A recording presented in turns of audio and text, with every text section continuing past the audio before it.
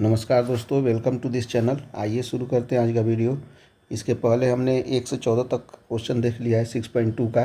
अभी हम लोग देखते हैं 6.2 का 15 नंबर क्वेश्चन दिया हुआ है कि मान लीजिए कि एक -1 से लेकर 1 तक, जिसमें -1 भी शामिल है 1 भी शामिल है, से असंयुक्त एक अंतराल आई हो तो सिद्ध कीजिए कि आई में f(x) = x + 1/x से प्रदत्त फलन f(1) वर्धमान है।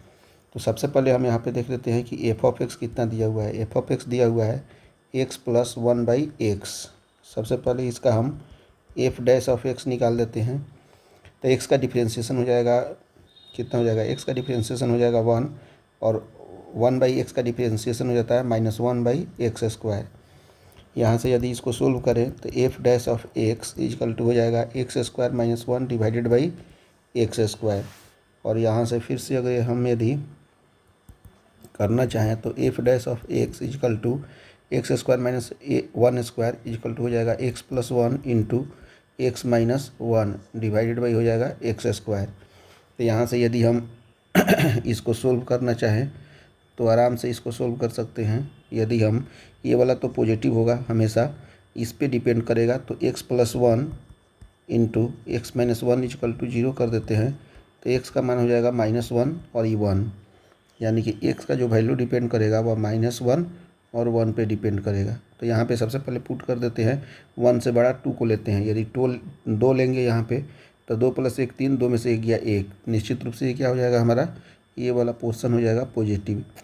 माइनस और 1 के बीच में यदि हम 0 ले लेते हैं, 0 + 1 1, 0 - 1 -1, और ये 0, तो यहाँ पे ये वाला वैल्यू जो हो जाएगा वो हो जाएगा निगेटिव।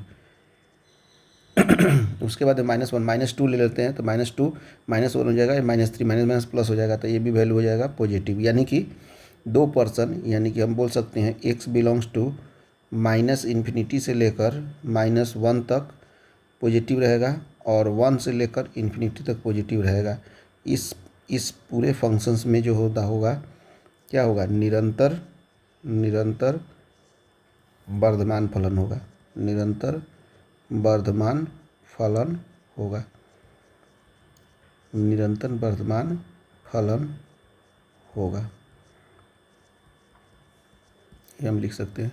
इस तरह से 15 नंबर क्वेश्चन हो गया। अब हम 16 नंबर क्वेश्चन देख लेते हैं कि 16 नंबर क्वेश्चन में क्या दिया हुआ है। 16 नंबर क्वेश्चन में दिया हुआ है आपका कि सिद्ध कीजिए कि f(x) = log sin x 0 से लेकर π/2 में वर्धमान और π/2 से π में ह्रासमान है।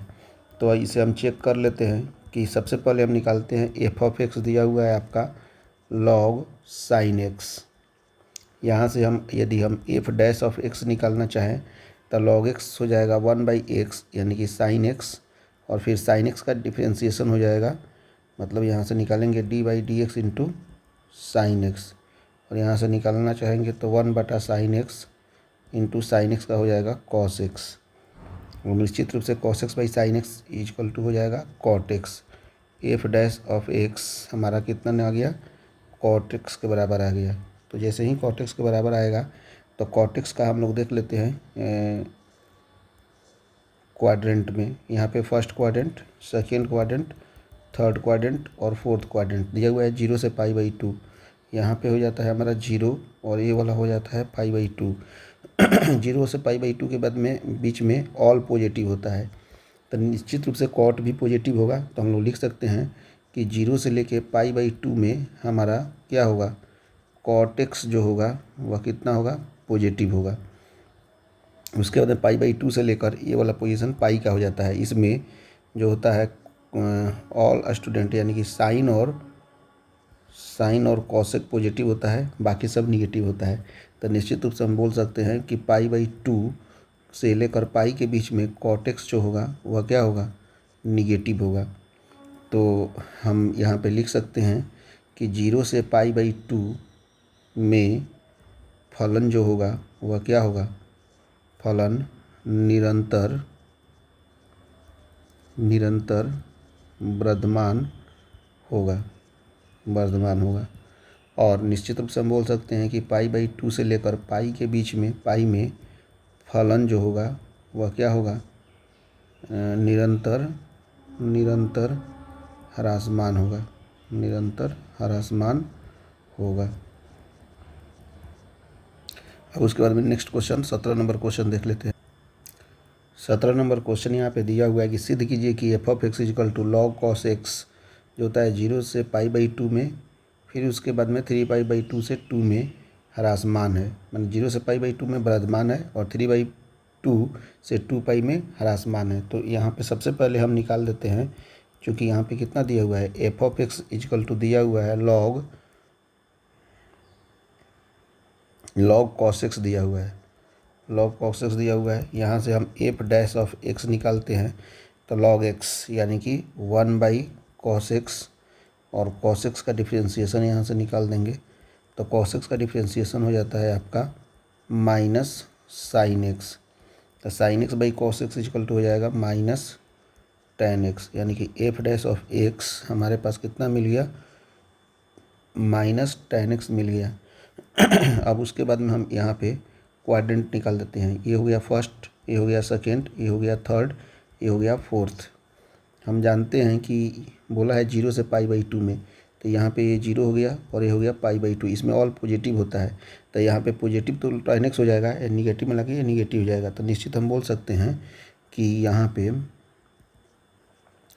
फ्रॉम 0 से π/2 में जो होगा minus tan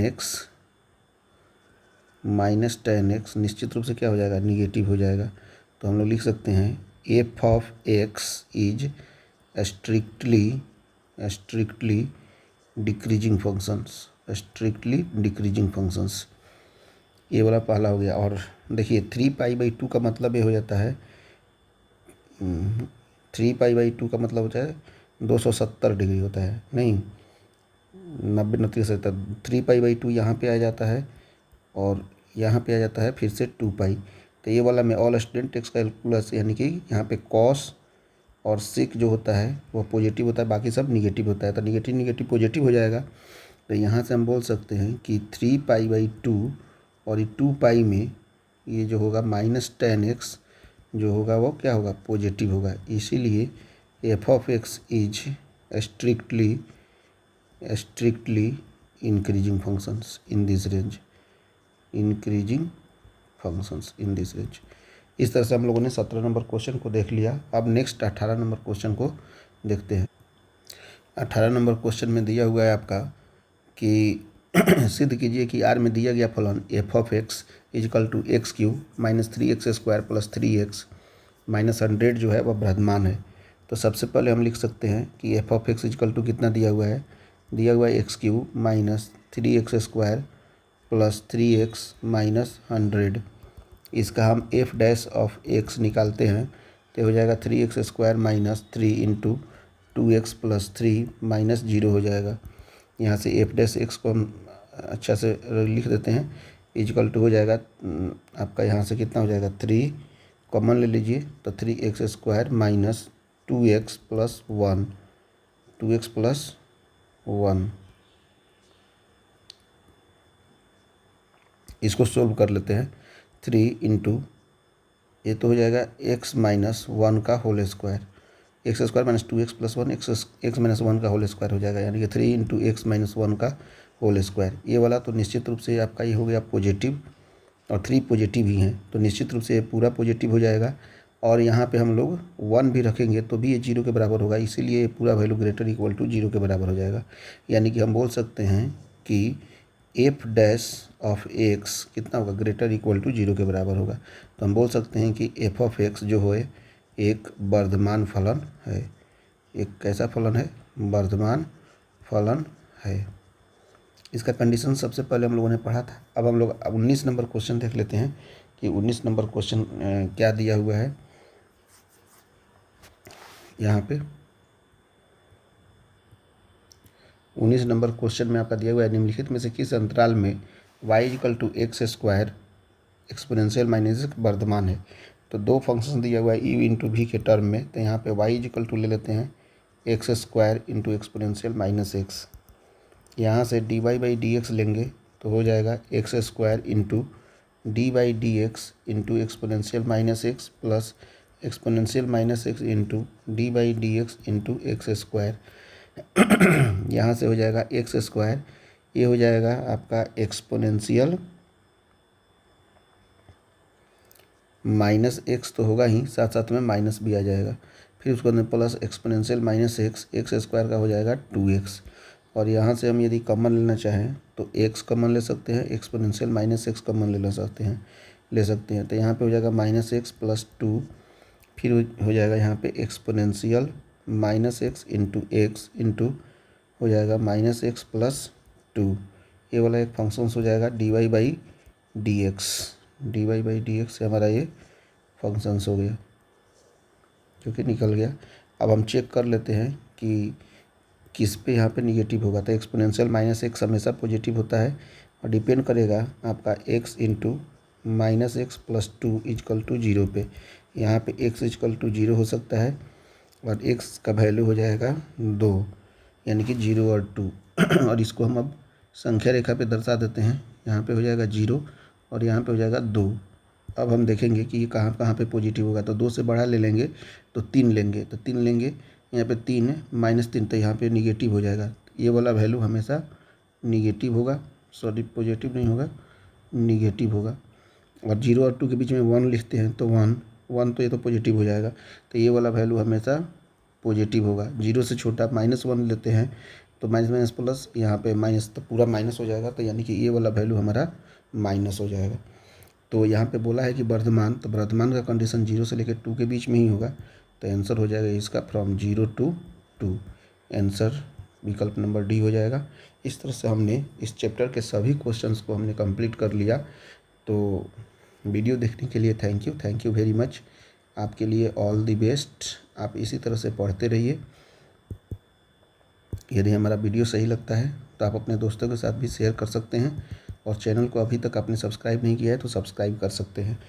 thank you very much. इसके बाद से आपका वीडियो आएगा चैप्टर नंबर 6.3, 4, 5, 6 इस तरह से सो ऑन चलते रहेगा। चैप्टर 6 के बाद में हम चैप्टर 5 भी करेंगे, 7 भी करेंगे। पूरा कैलकुलस, पूरा चैप्टर, पूरा क्लास 12 का यहाँ पे कराया जाएगा। Thank you very much.